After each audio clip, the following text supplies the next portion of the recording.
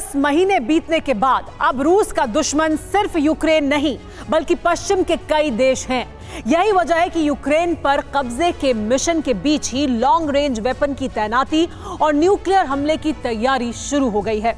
23 दिसंबर रूस के लिए बेहद खास है। इस दिन रूस की aerospace force long range weapon day मनाती है। अब तक सिर्फ ताकत की नुमाइश और शौर्य का प्रदर्शन होता था, लेकिन साल 2022 एक्शन का साल है। एरोस्पेस फोर्स की ताकत का टेस्ट यूक्रेन में कई बार हो चुका है और अब नेटो और अमेरिका के सामने भी हो सकता है।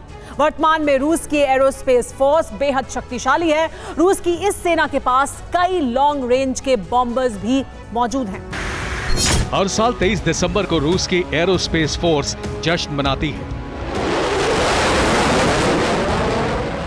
आसमान में शक्ति प्रदर्शन का दौर चलता है। रशियन एरोस्पेस फोर्स के शक्तिशाली एयरक्राफ्ट्स अब से पहले इस दिन अपनी ताकत की नुमाइश करते थे।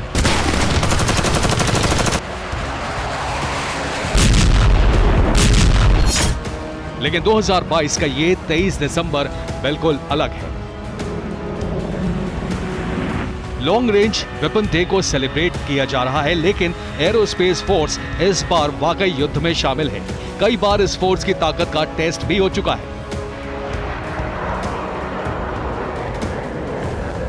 आज आपको संक्षेप में बताते हैं कि रशियन एरोस्पेस फोर्स के पास कितने घातक एयरक्राफ्ट्स हैं। Tu-160 bomber missile career. शक्ति प्रदर्शन का दौर भी कई महीनों से जारी है।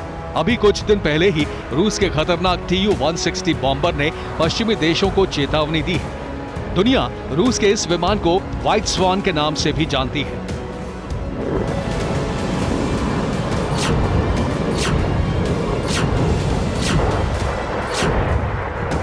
रशियन Tu-160 ने डैगर मिसाइल के साथ पहली उड़ान भरी।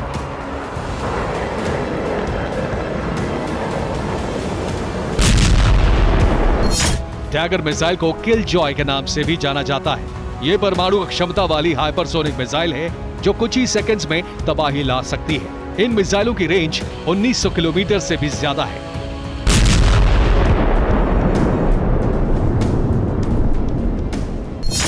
Tu-22M3 बॉम्बर सुपरसोनिक कहर। यह रूस की एरोस्पेस फोर्स का घातक बॉम्बर है।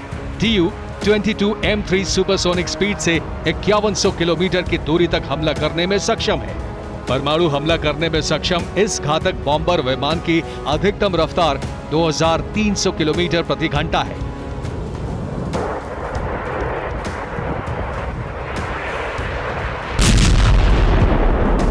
Tu-22M3 बॉम्बर रडार की पकड़ से बचने के लिए काफी नीचे उड़ान भरने में सक्षम है।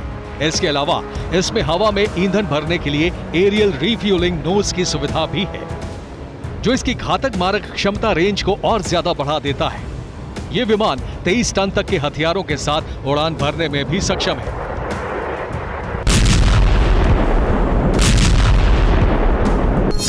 Tu-95MS बॉम्बर रूसी मिसाइल कैरियर। रूस का यह बॉम्बर पिछले कई महीनों से यूक्रेन पर कहर बरपा रहा है। इस विमान से लॉन्ग रेंज अटैक भी मुमकिन है, लेकिन फिलहाल इसका इस्तेमाल यूक्रेन में किया जा रहा है। यूक्रेन संकट के बीच रूस अपने नए स्ट्रैटेजिक बॉम्बर पर तेजी से काम कर रहा है। बेहिसाब ताकत होने के बावजूद रूस नए बॉम्बर बनाने पर भी काम कर रहा है।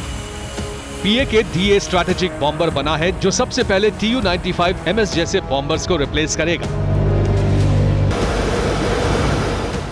PAK-DA रूस का पहला लंबी दूरी का रणनीतिक बम वर्षक विमान बनेगा। इस विमान को रूसी एरोस्पेस और डिफेंस कंपनी ट्यूपोलोव डिजाइन ब्यूरो बना रहे हैं। रूस का फ्लाइंग विंग डिजाइन का PAK-DA बम वर्षक 30 घंटे तक लगातार उड़ान भर सकता है। हैवी बॉम्बर्स के अलावा रूस की एरोस्पेस फोर्स कई घातक मिसाइलों को भी ऑपरेट करती है। पुतिन की न्यूक्लियर तैयारियों के बीच रूस की एरोस्पेस फोर्स पूरी जिम्मेदारी से काम कर रही है और बेलारूस से लेकर कई अहम मोर्चों पर मिसाइलों की तैनाती की गई है।